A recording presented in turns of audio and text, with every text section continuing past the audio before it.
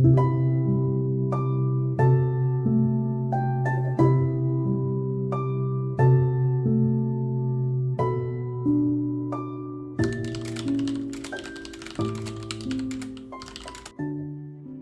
friends, welcome back to the channel. We did just redecorate my Kindle yesterday, so I will link that video in the card in the description if you're interested. But today we're doing iPad reset. That's on the agenda.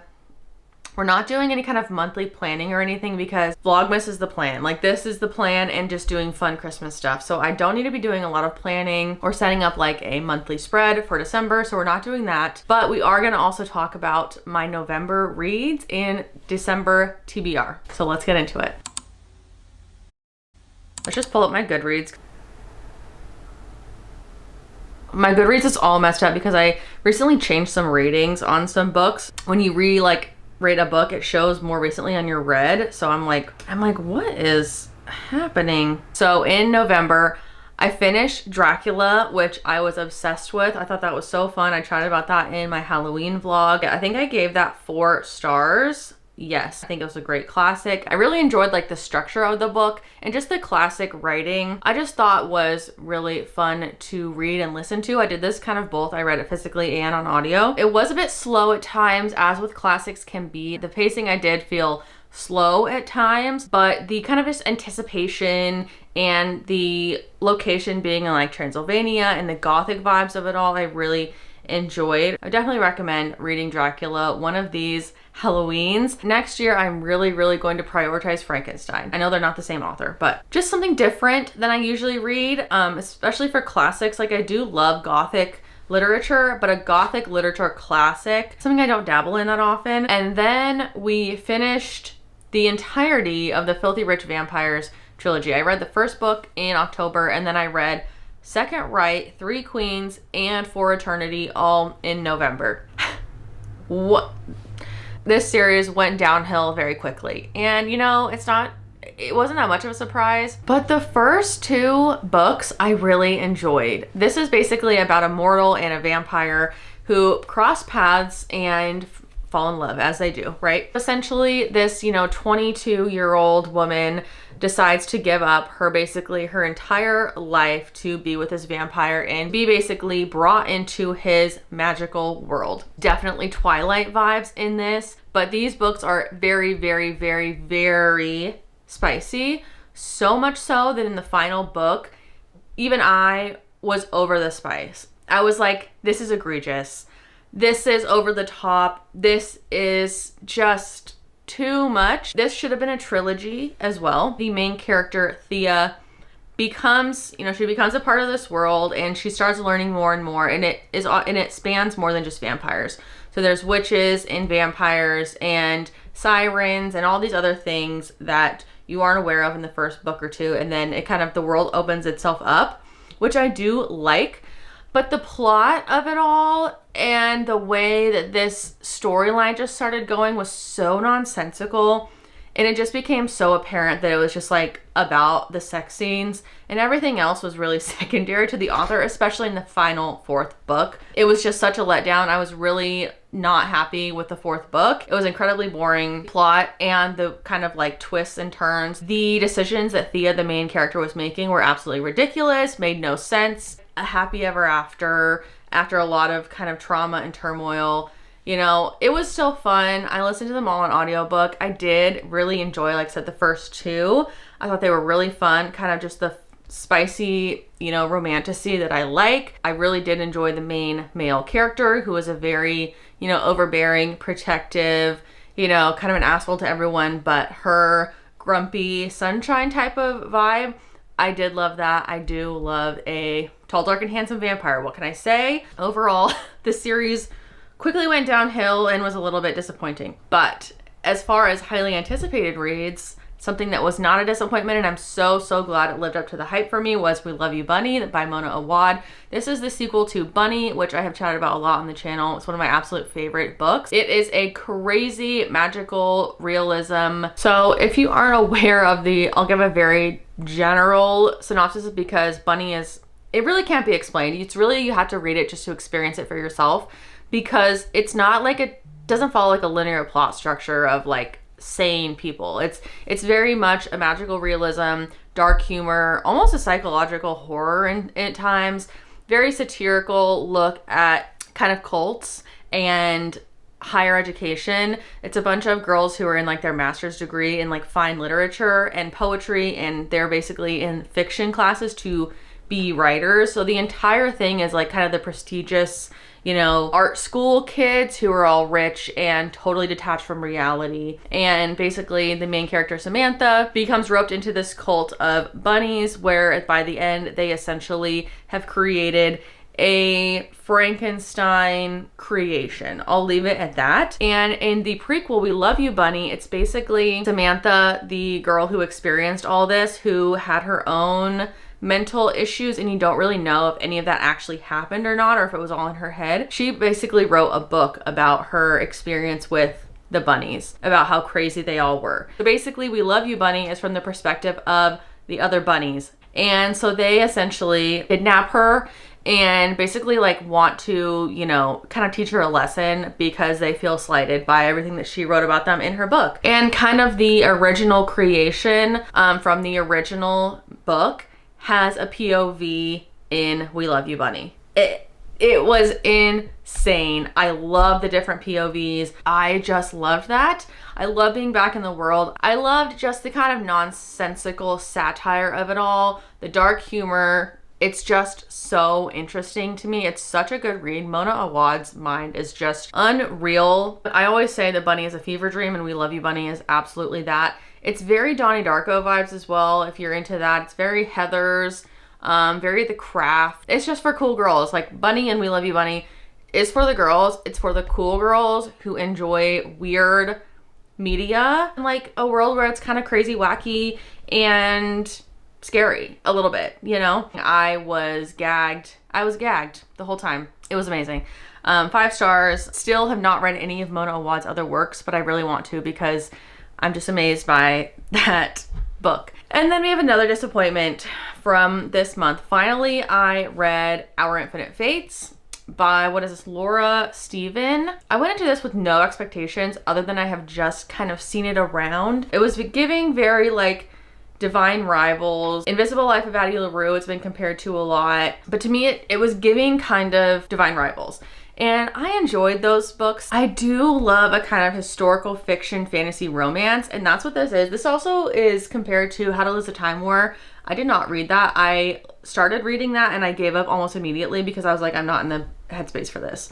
It was not going to work for me at that time. But it's very much similar to those where it's like, love is this thing, you know, that transcends time and space and spans multiple lifetimes and reincarnation, and it's always been you, it always will be you, you know, I'm tethered to you, the invisible string theory, all of those kind of tropes, right? All those kind of literary devices where I personally love that, but I haven't read a lot of books that I feel like actually really nail that. If you have recommendations, really heart-wrenching, fated lovers, tragedy, like just fantasy like that, I would love to know. That is what I constantly am yearning for in all of my kind of fantasy romance, because I think that's kind of what it's marketed as. Yeah, this is a nominee for young adult fantasy and sci-fi. It's very similar again to the Divine Rivals,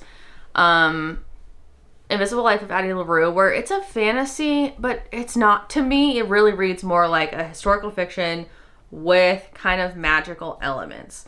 Most of the story reads like a historical fiction, other than the fact that you know when you're reading the book that these two know that they have to kill each other and that they're not going to make it past their 18th birthday. That's really the only like fantasy element of it all, is that you're basically having to live in a world where reincarnation is real, right?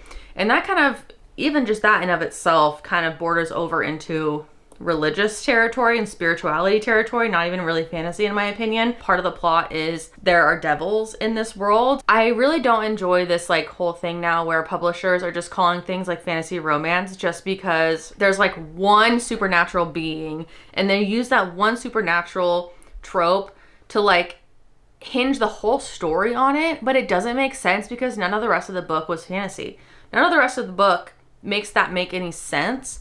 And the ending was extremely rushed. It was extremely unsatisfying for something that could have been really, really, really incredible. Could have been really heart-wrenching. Could have been a perfect book, in my opinion, because of the subject matter and that trope that I love so very much. I love the idea of people being fated together, of being reincarnated together in every single lifetime, finding each other in every single lifetime. I also think this kind of like is a book about a toxic relationship.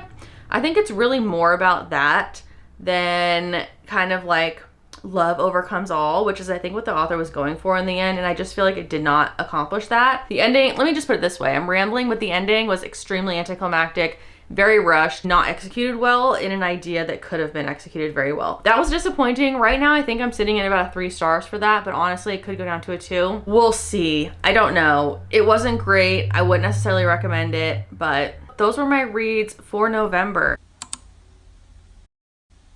So we are in my Notion right now, and I'm just gonna give this like a quick little holiday kind of,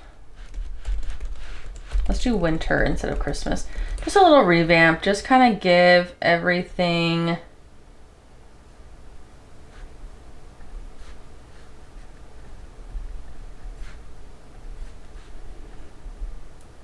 just do more of a winter theme.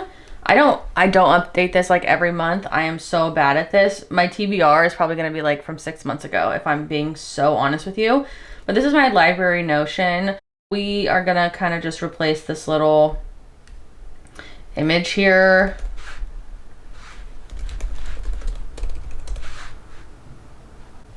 Okay, and then let's actually also change this.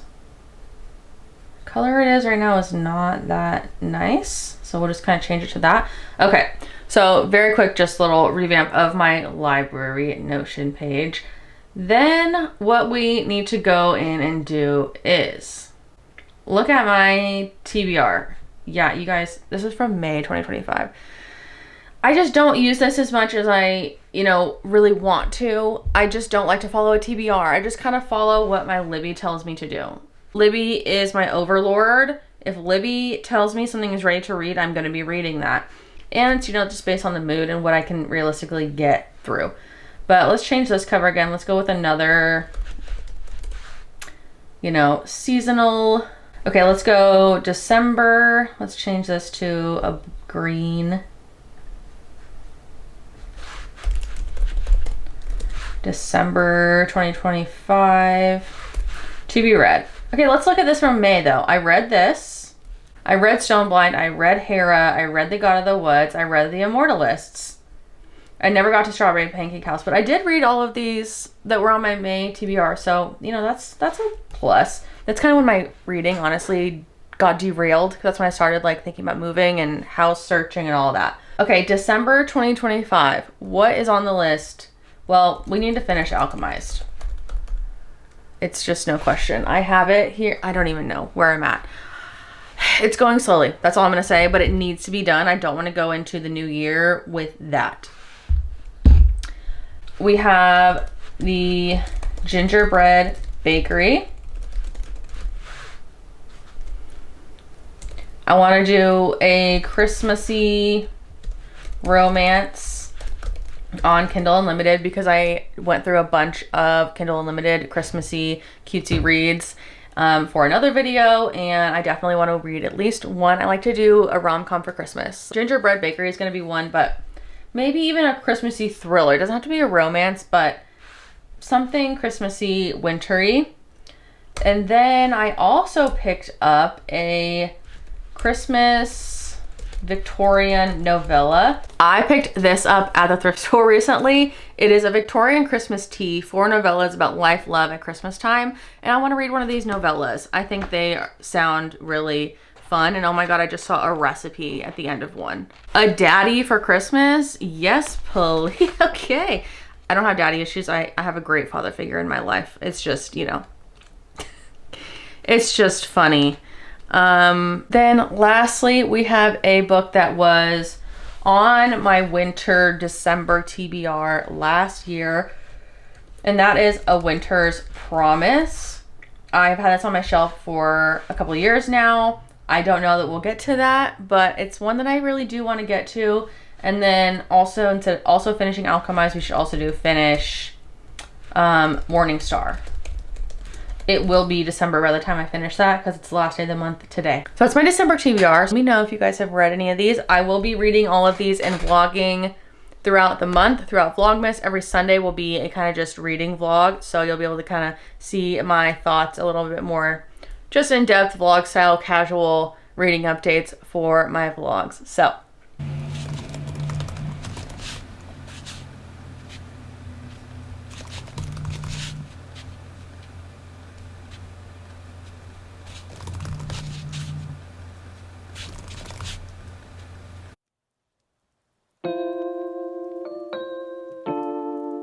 So first things first, on the iPad, we are going to do my lock screens. I have just saved a bunch of collages from Pinterest for this month, and I'm just trying to decide which one I want to go with, like what vibe I want to do. We're definitely doing a vintagey collage on the lock screen. I have created my own wallpapers for my PC and stuff, but for iPad, I do just kind of like to do some of these collages.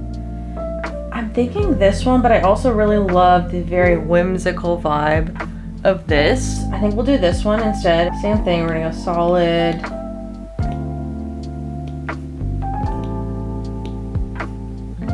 And we'll customize the home screen.